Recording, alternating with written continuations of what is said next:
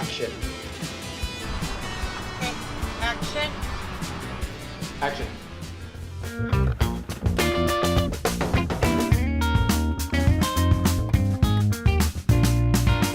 Come on, Sparky.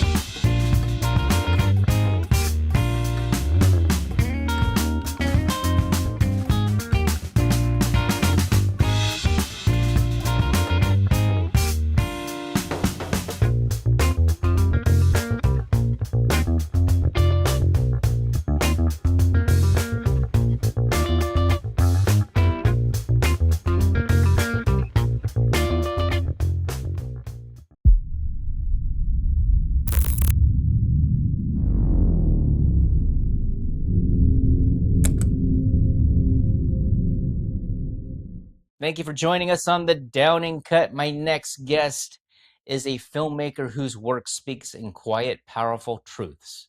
From the table in meaningful meals to the space between people and distance, he's a storyteller who finds the weight in every day. Please welcome Franco Duerme to the Downing Cut. How are you, Franco?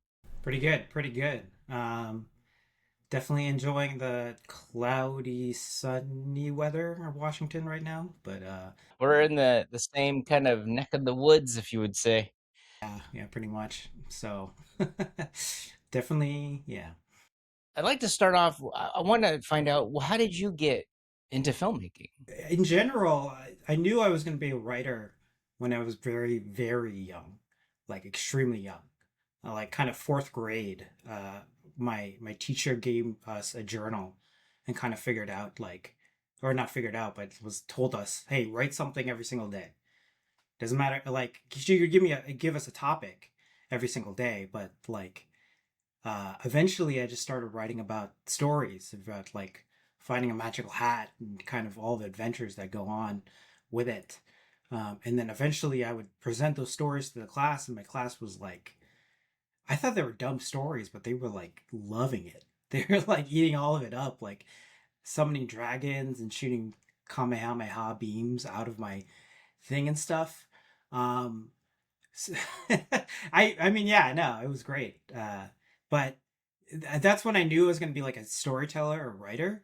It wasn't until later on, until my cousin kind of sat me down and like explained 2001: A Space Odyssey to me. It was one of his favorite movies, and of course that's like the most convoluted movies like you could ever explain to like an 8-year-old or 9-year-old, but somehow it stuck, and I sort of realized there's more to filmmaking than just story or like other stuff. There's also this visual element that I was kind of really into. Um, so ever since then, like probably 10 or 11, I knew filmmaking was going to be part of me. And then later on, I realized that that's what I wanted to do. So yeah. How old were you when you first picked up a camera? Uh, I was probably like in middle school. My parents kind of put a camera on layaway because I forgot why, but I just like I really want a camera and stuff. Um, but once I got that camera, I never put it down, and like my brother hated me, like absolutely thought I was like the cringiest kind of person. I was like pointing it at people, saying like, "How are you? How do you feel?" And it's like, "What do you?" It's like, "What is this?" And you know, like I don't know, like yeah, like to me it was really cool and stuff, and my parents didn't understand it either, and my brother really didn't understand it. But like there was definitely a connection there. And then of course later on I needed to combine all of these disparate elements into like producing, directing, and stuff like that. So well, especially writing. So yeah. It's interesting you say that you just start pointing at people and asking them questions. And you know what? That's a lot of reels out there that do that. They get a lot of views. Yeah, no, exactly. I really was like doing some stuff as a kid. Like I had a cell phone camera, and I started doing like vines of like really dumb 5-minute skits and stuff like that. And like I never really thought of it until like I was like late 20s and stuff like that, and I was like, actually, yeah, I was just kind of doing it. I would just like, hey, whatever, it's a camera, it's dumb, 5 seconds, or even like whatever. I try to make this 5 minute, just me wandering in my backyard kind of thing. but like I was just, you know, visually, I wanted to capture something, I guess. Yeah, that's, a lot of famous directors all started when they were kids doing the exact same thing. So it's like it's easy to follow and it's inspiring, especially when you're young, when you see something that you've made and you're like, wow, that's amazing. And it just keeps on growing from there. So growing from there, let's talk about Meaningful Meals. That title, simple title, has a lot of into it. You can read into it. What's the film actually about? So I mean, it's about the two most favorite food. That's just basically it. It's like it's lumpia and pancit. It's kind of almost like the most generic Filipino. It's like, okay, yeah, if you think about Filipino food, you think about lumpia, you think about pancit. And I was kind of especially when I was pitching it to my class at Olympic College, it's just like, hey, look, this is, yeah, no, this is Filipino food, like that you see everywhere and stuff. But the context that I wanted to give it was, of course, the right place, the right time. If you have a full week of eating nothing but frozen burritos, which I was definitely at the time, or like just going quickly to McDonald's or just going quickly to a gas station, just like I don't care, like just put food in me, I don't care. Um, Finally getting that one meal where you're making it or like it has context to it. It's like, okay, this is a meal that my mom made me, and I'm just actually going out and trying to do it and stuff. That's the meaning of that meal, or meaning of any meal, honestly. Like, someone cooking for you is like, yeah, they're putting their own meaning to it. So it definitely is like the title is, it kind of extends to any kind of meal. Like, it could just be a generic meal, and that's what you get out of it. It's just like, all right, it's just another thing that for calories or just shove into me and stuff, or shove down my throat. That's a different context. Anyways, I yeah, like the context you bring into the meal and like how you prepare it, how you eat it, how you like what it means to you during the day. That's really what I wanted to get at. And no, I think I really almost put it as closely as possible with the whole black and white and stuff of like, yeah, this really did bring color to my world where it's just like monotony and stuff. So yeah, a lot of meaning into it. You talked about when you first started your college. Was it Olympic? You said Olympic? How did that go? What led you on that path and what was that like? Basically, like but in my early 20s, I did my 20s thing. Basically, I didn't drop film, but I was like, hey, I'm just gonna go. I got a chance to live in Seattle with a friend of mine, and just kind of not bum around, but like live this kind of the Seattle life. It wasn't like downtown Seattle. We didn't go to clubs, but just like living outside of my parents and stuff like that. But it's crazy because like 2 years after I moved out, um, 1 or 2 years, I was diagnosed with lymphoma, and kind of like in a really weird way, like in a really like devastating way, that kind of, I wouldn't say destroyed my 20s, but like, yeah, for the next 5 years, it was just like, hey, this is what you got to concentrate on, just getting better from this and stuff. So this is a long roundabout way to say that, like, I entered Olympic College when I was 27, and I knew that I was a filmmaker, and like I knew I was a writer and all this other stuff, and I got accepted to this film school, Vancouver Film School, when I was 18.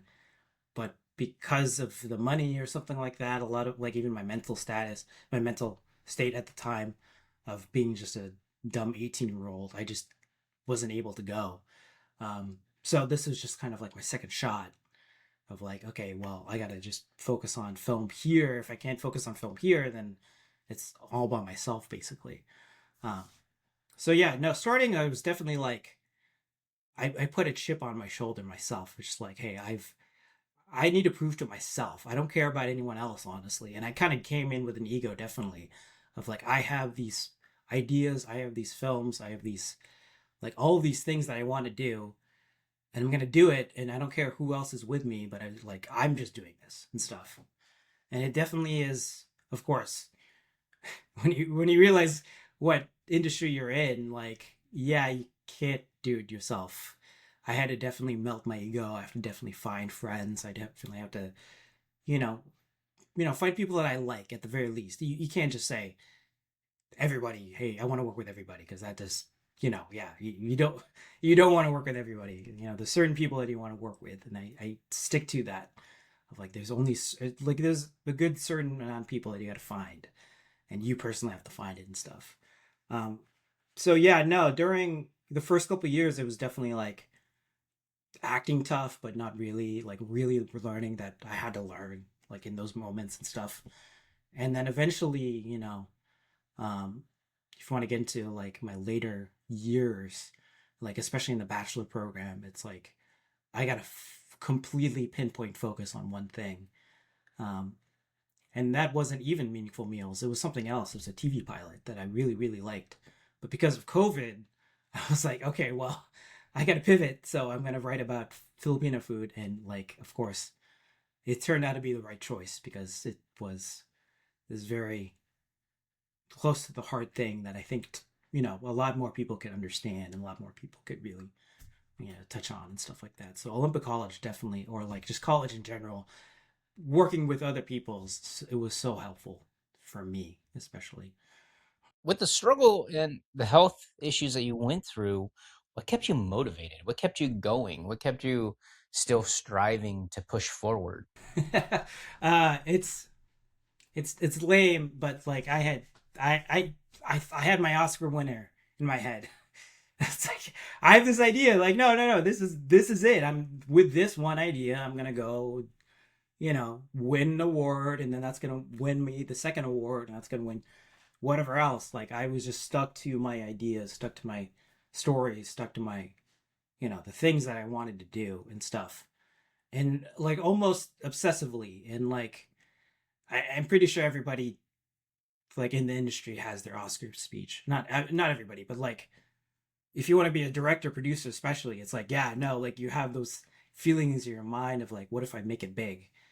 And I think that's what kind of pushes all of us, just like that little small chance that, yeah, maybe you make it big. And that really does help get you to the next project. And you do have to realize that, yeah, no, this next project won't make me big. It's the next project. And then eventually you have 10 projects, and it's like, oh, okay, I have a portfolio now. And then that's still not going to make me big, but it's helping me get there, like even more and more. Just like the next project is so strong in my mind of like, my next thing is going to be even bigger than the best, and like improving and like hammering down my skills, and like maybe even getting like with that one person I've always wanted to work with finally. It's like that kind of really drives me, especially. It's just like knowing that this sucks now or whatever, like, yeah, whatever, but like, no, okay, whatever else is out there, what the next idea I have out of my bag is going to be even better and like propel me even more. So it sounds like subconsciously you knew that this is not going to last forever, and there's going to be more opportunity and more places that you can go to and start creating. And even though you're in a rut, or even though you're down and out, or even though you're in a situation, and I think this applies for everybody, you just have to know and realize, hey, it's not going to last forever. And I think that's, we were talking a little bit. My daughter was just diagnosed with autoimmune encephalitis, which Oh yeah, you mentioned that, yeah. it's attacking her brain. Basically, it's inflammation that's attacking her brain. And so right now, probably for the last month and a half to 2 months, we've been in this rut trying to figure out, how do we go forward? How do we move forward? And we're in the process. It's all insurance now. We're waiting for insurance to approve the IVIG, process. But I get it, man. It's just like, but you gotta think, okay, this is not forever. We're gonna get out of this one day at a time. There were like, once again, my diagnosis and like treatment was very rough. Was like extremely like, oh my god, like my parents were definitely like, oh my, like what is he gonna make it or not? Like, but in the end, that helped me from my perspective of like, oh, this is as bad as it's gonna get.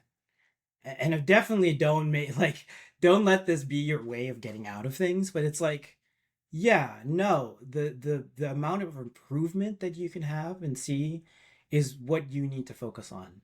Of just like, oh man, I'm so bad now, but like, just imagine if I can get this much better, or like, even if I get all the way better, like, what can I surpass from there? Like, that just kept me focused and stuff. I mean, all I had to do was sit in the hospital bed most of the time and just kind of like, you know, kind of act healthy, or like just kind of rest and stuff like that. That's the easy part. The easy part is like getting better in some ways, of just like giving yourself rest and stuff like that. And like that little taste of like, once I am better, I'm gonna do all of this other stuff. That'll just accelerate the process even more. I've a lot of I live a lot of I was gonna write a book about it, but I'm just always scatterbrained, and I have a lot to say about that specific subject. But yeah. Now, we met on your film, your next film, Distance, which is still in post production. What's the hardest part about sitting with that film that isn't finished yet? Is it eating at you? Like, what? How do you process that information? So I mean, there's stages of film, definitely, and like, you got to ride out whatever momentum you have in each stage.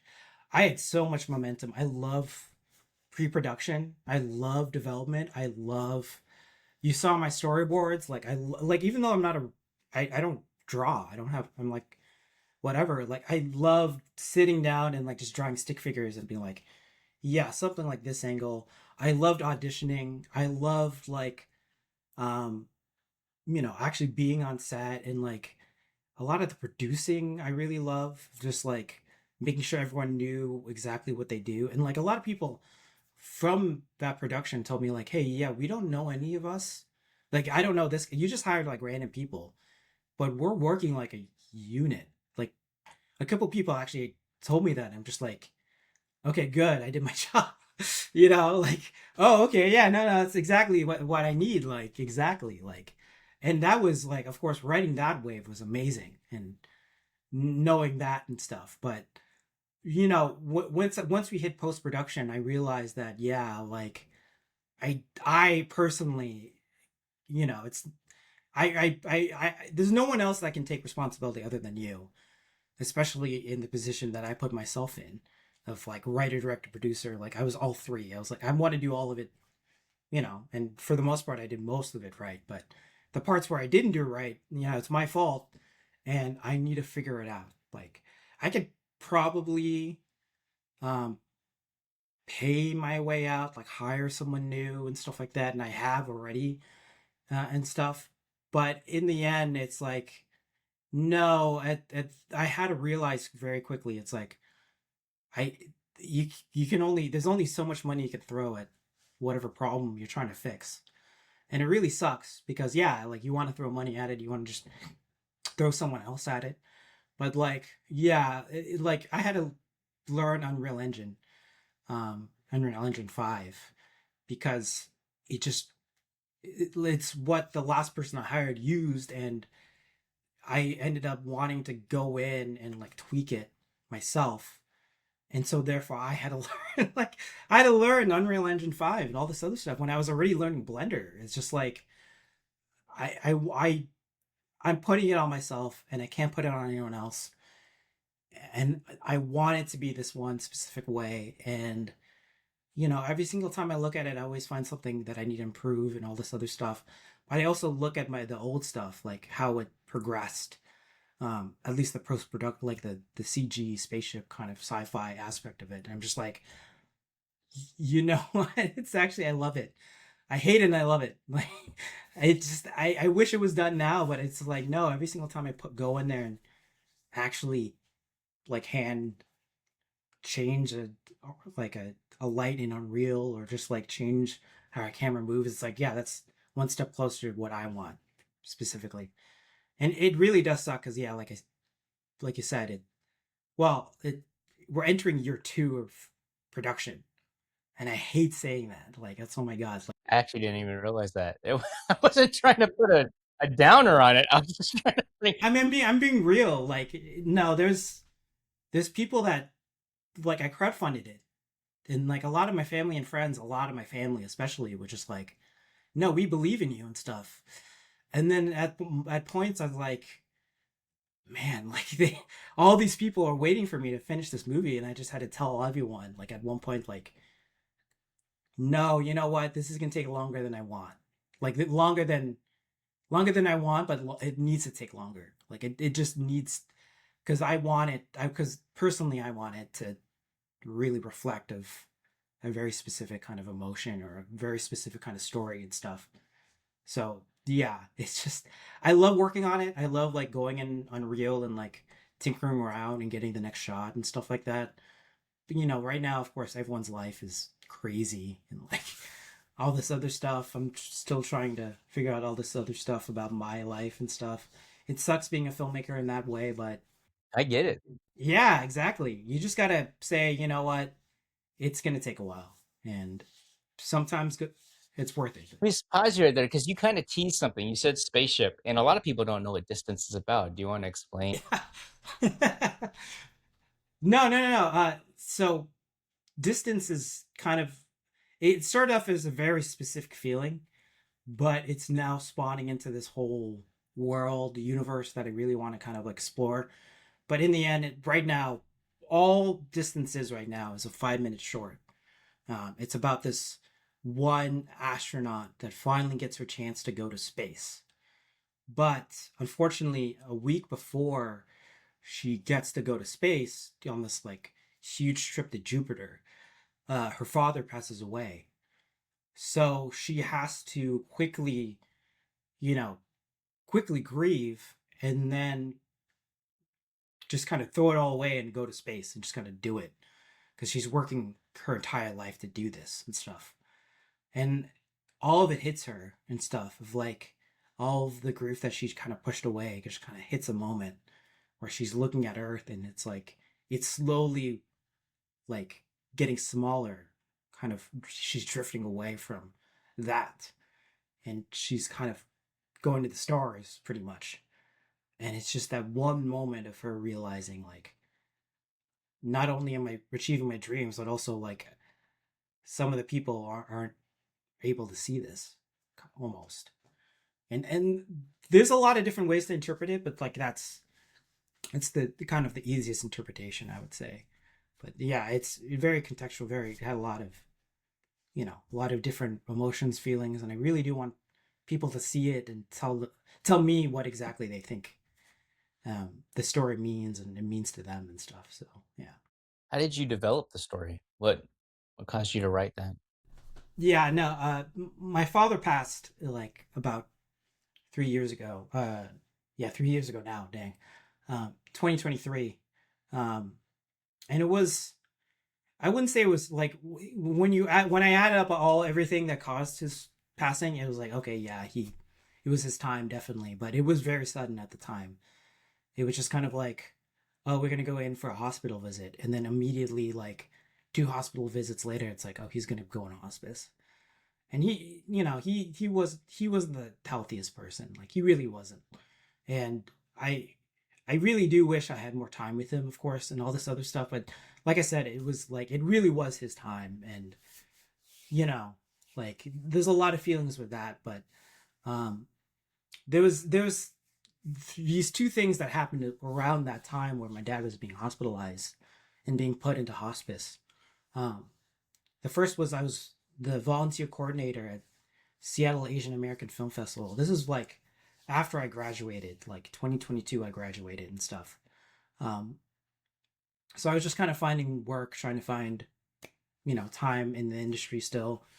And yeah, no, I ended up working at a film festival, Seattle Asian American Film Festival, which was an amazing experience. But I also had kind of had to hide the fact that all that other stuff was going on.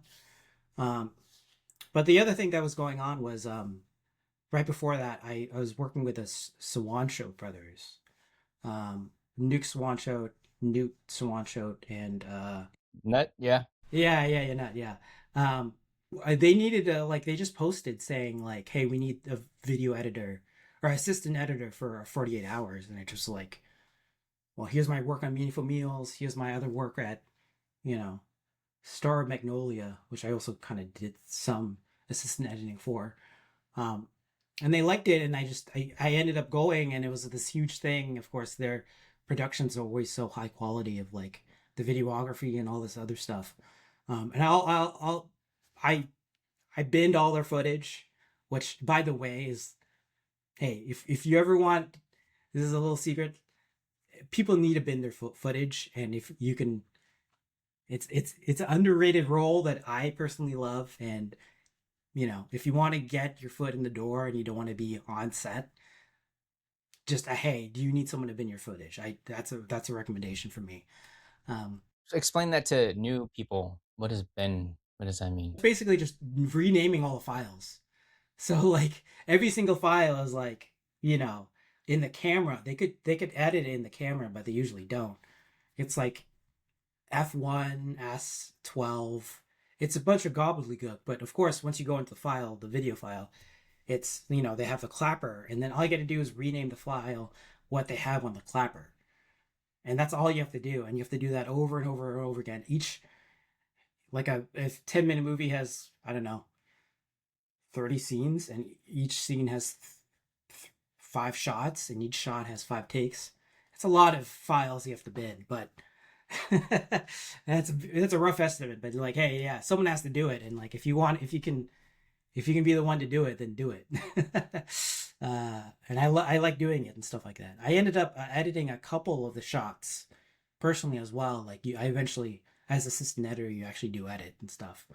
Um, but yeah, no, it was a fun experience. It was, you know, 48 hours. I only probably worked 36 of those hours, but you know, I really enjoyed working with them, and I didn't exactly know what it was other than a 48. But then I realized that it was a 48 Yes We Cons or Yes We Cans kind of competition. And I was like, oh, cool. And then turns out they won, and they were able to go to California. And I'm like, oh, cool. I would love to go to California with you guys. And and then I look and I'm like, oh, my father's back from the hospital, and my mom needs help a little bit, kind of around the house, kind of helping it. I'm like, oh, it's you know, it's fine. It's okay. Like, I guess I won't go to California and stuff.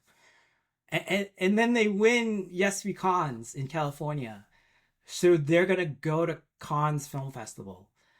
Like, I remember seeing pictures of Nuke and Cannes, like all this is like, oh my god, it's like, and I don't want to say I had an invite, like a direct invite, but I'm pretty sure they said like whoever can make it, yeah, sure, like we'll see what we can do and stuff. And I was just like, does this mean like I'm technically cons except like I've never wrestled with what exactly my role was and what exactly they accomplished, but like it was happening, and I was like so happy to be part of it. I was like genuinely like, hell yeah, I'm really, this is great and stuff.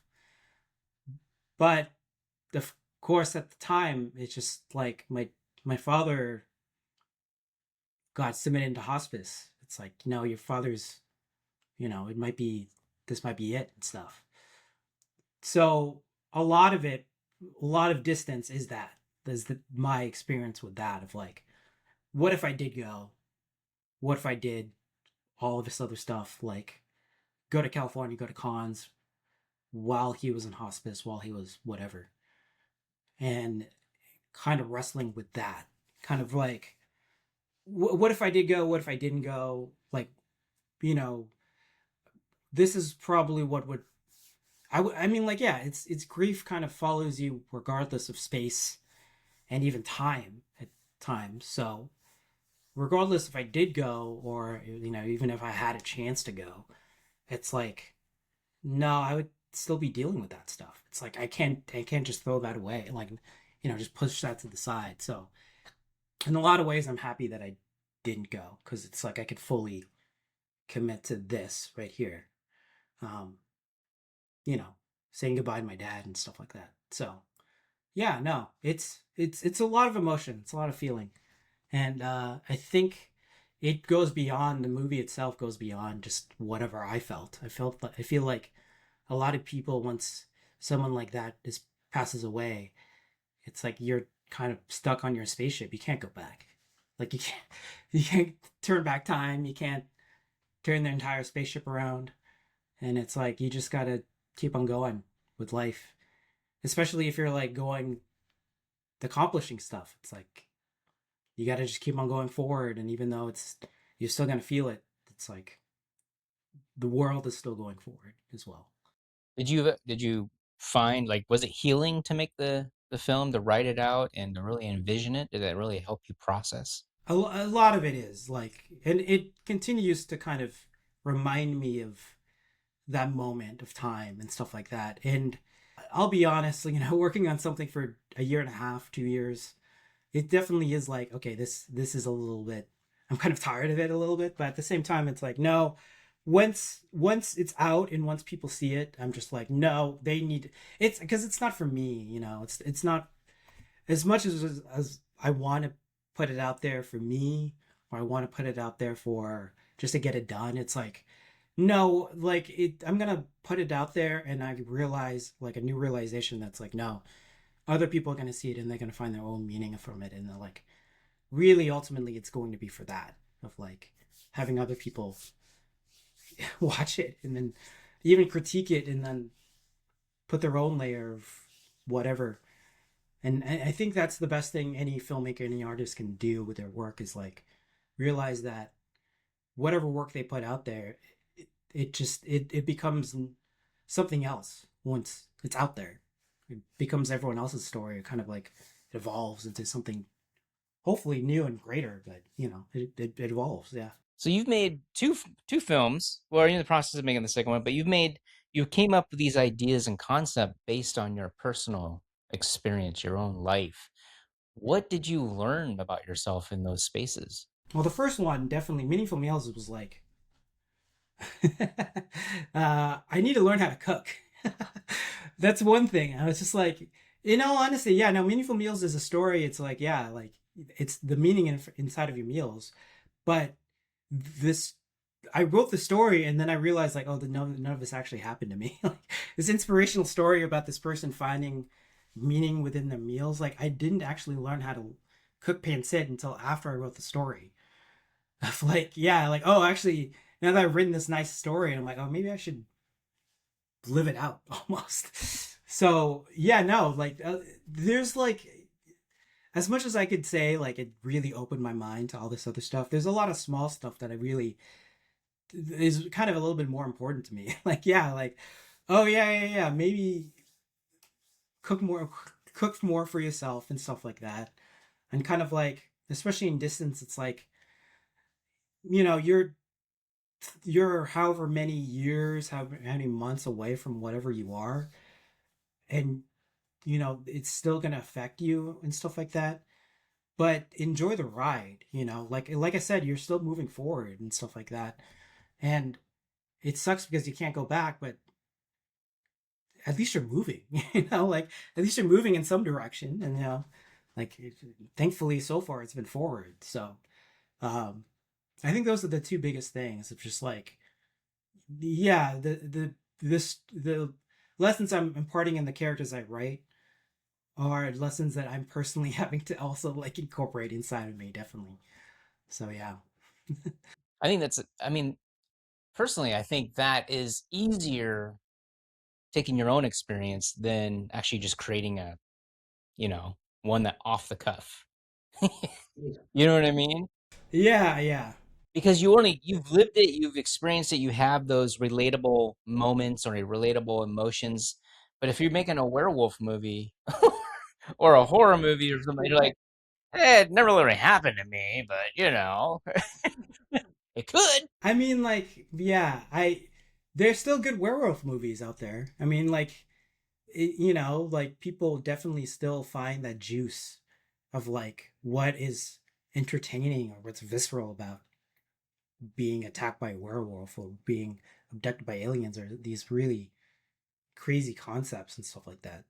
But there are moments you can tell in the story where it is like, and all it takes is one moment. It doesn't take like you imparting this large life experience into a story. It just takes one moment to let your audience know, like, oh, this is not believable, but like you want me to be sucked into your movie more through this grounded experience, like this grounded moment. I'm like, okay, yeah, through that one moment, you can really capture people's minds and stuff like that, and attention, I guess. Yeah. So, what does your role look like on set, and how has it evolved between these two projects? Meaningful Meals was definitely, it was Olympic College, not exactly funded, but it was definitely like it was. I was doing it as a student from Olympic College, and I really did have like a lot of help with a good amount of students and a lot of faculty help and a lot of like even some other eyes on the Olympic College program in general, and also saying like, hey, I'm doing this as a student. I'm doing it because of I need to get a credit and we're learning and all this other stuff. I didn't have that luxury with distance. I had to tell everybody like, yeah, no, I'm doing it for as this production company, or me. Like I'm doing it because I want to do it, and I'm going to be paying, and I'm going to be doing setting up all this, so it's all on me and stuff. But between the two, I really do feel like my my role as like a creative, like as the director, never changed per se. Like I always had my vision. I always knew exactly what I wanted, like almost down to like the camera angle and like the shot composition, all this other stuff. My role as director, you know, just evolved. It got better and stuff like that. Same thing as a writer. It's like it just got, I had a little bit better material, had a little bit more higher concept, more wiggle room to be as creatively free and stuff like that. But the fact that I had to be a creative, and then producer, that's of course that's the hardest part. And like I gotta say, if you're gonna do it to get your film done. But if you can get someone else to do the producer role as a director, or the director role as a producer, like, oh my god, separate those two, please.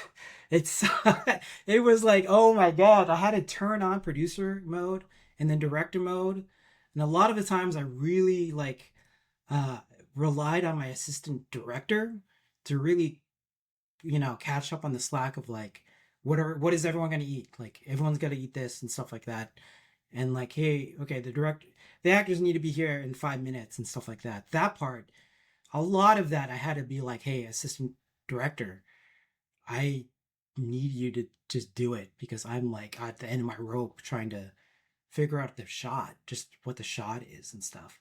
And in all honesty, it got worse. It's like generally from Meaningful Meals to Distance, I really do believe it got worse because like I just had more stuff to do and stuff.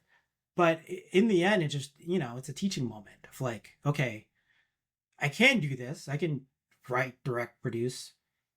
I don't want to anymore. Like, I really don't want to anymore. So I think next time, yeah, I need to get another producer or like associate producer or something else and stuff. Like, I'm really happy that I'm able and capable of doing all of these, but it's like, yeah, once you're at the end of your rope, it's like, no, like you got to focus on one thing. And right now I really just want to focus on the directing part. What moment between those two films would you say you're most proud of? For Meaningful Meals, it was definitely there was a moment in I just called up a lot, like a bunch of different Filipino stores, like I like Asian market, all that other stuff. I don't know why this particular moment really like got to me, but it was like, hey, there's this scene where she goes into the supermarket, she gets the lumpia wrapping, she gets onion, she gets all this other stuff. um I don't know exactly how to, I don't know any locations, the location from Meaningful Meals where she vacuumed the thing, I worked there, and I subsequently got fired from there because I anyways, that's a different story. But I yeah, like that, finding that location and being like, hey, let's do it in the weekend, like let's just go there. They said yes. I kind of, let's just go there, rip and run.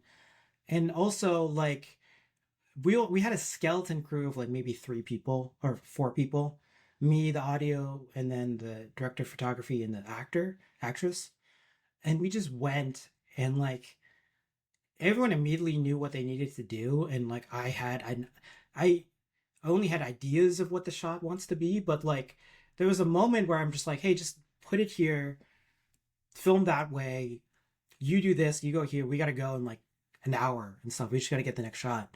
And then all of a sudden my director of photography looked at me and was like, well, I think I figured something out and I think it's gonna look cool. And like all of a sudden I see this mirror shot of her walking into this mirror and kind of like, and then we track her and stuff like that, and then we follow her, and that was like just that was like peak moment of me. Like I didn't have to say any. I mean, I said some of the stuff that I wanted to say. I gave directors, but like everyone else knew exactly what they needed to do, and like we just did it. And like that was kind of like a peak moment for me because it was like, yeah, no. For some reason, when teams get together and they finally like fine tune and stuff like that, that's what I love personally, and especially the fact that it's like it's like kind of my little push that got us there, at the very start and stuff as well, was really great. And kind of similar in on distance was, um, I wanted to get like a huge crew. I wanted to capture that moment of like, yeah, big team of like people all doing the role, and I really liked, you know, like I like that producing side, but of course I can't do it as much anymore. But there was a moment where someone looked at me and was like, I thank you. Like, like there's like we have all of these people and all of them are doing what they like the role that they kind of are studying in, or like they're really trying to really do. And like even my friend was like, hey, you hired like a lot of people, like, and personally I was like maybe a little bit too much people, but like no, like they were like, no, everyone kind of is happy, kind of like, oh yeah, they get to do their thing and stuff. And like that's what I love. It's when people get to do their thing, because that means that there's a very very good chance that I'm going to do my thing and stuff. So yeah, exactly. That's that moment really, like, I loved personally. I'm on a crossroad because I've been on small sets and I've been on medium-sized sets. I wouldn't say large, nothing like Hollywood.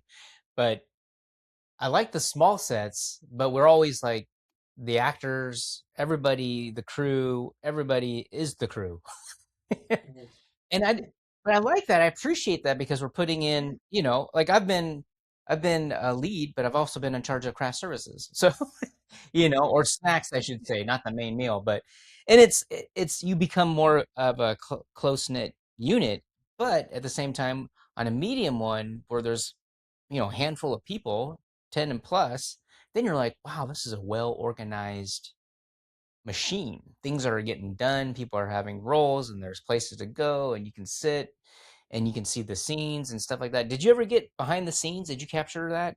A lot of any kind of footage? Unfortunately not. Yeah, like personally, like we had BTS artists or BTS photographers and stuff like that. And no, she did a pretty good job of capturing like me, especially like sitting down and going to each person and kind of like, here, this is what I need from you. This is what I need from you. What do I need? What do you need from me? And like I love when people ask me what, um tell me like, hey, this is what I need from you and stuff like that. That's one of my favorite moments because I usually have something to say and stuff. But no, like a BTS is hard. It's very hard to like know what you want to capture, and then also like capturing exactly, what do you want to show, if you know what I mean.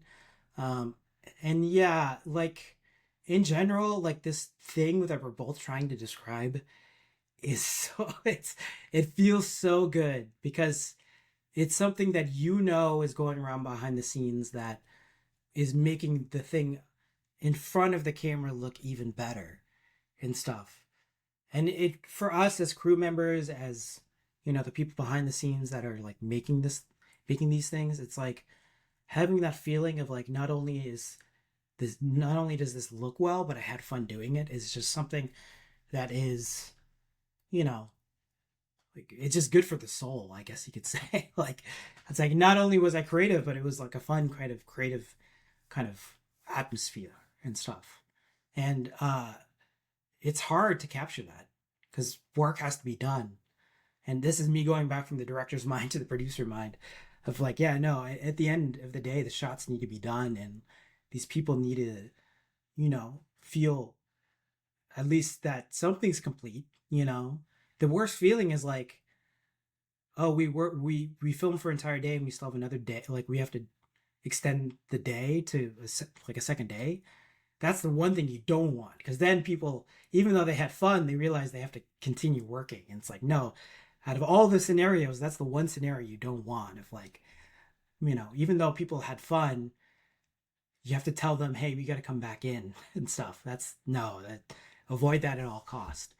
But when it all happens, when it all aligns, and when it all is just everyone focusing on what they're doing and how that is making the shot looks better, it's magic. It really is magic. So what kind of advice would you give to someone who wants to become a director? Get a good script. That's really what it is. It's like, as much as I want to say about like study Stephen Nolan, Anderson, whatever, Tarantino, look at them. But it's like, no, you just find the script that you want to make. That's really what it all boils down to, and stuff like that. Or just find a way to make that story like the story that you do want to make, like whether or not somehow you get paid for it or whatever else, or just like whatever. It's like, yeah, like find the story that you want to make.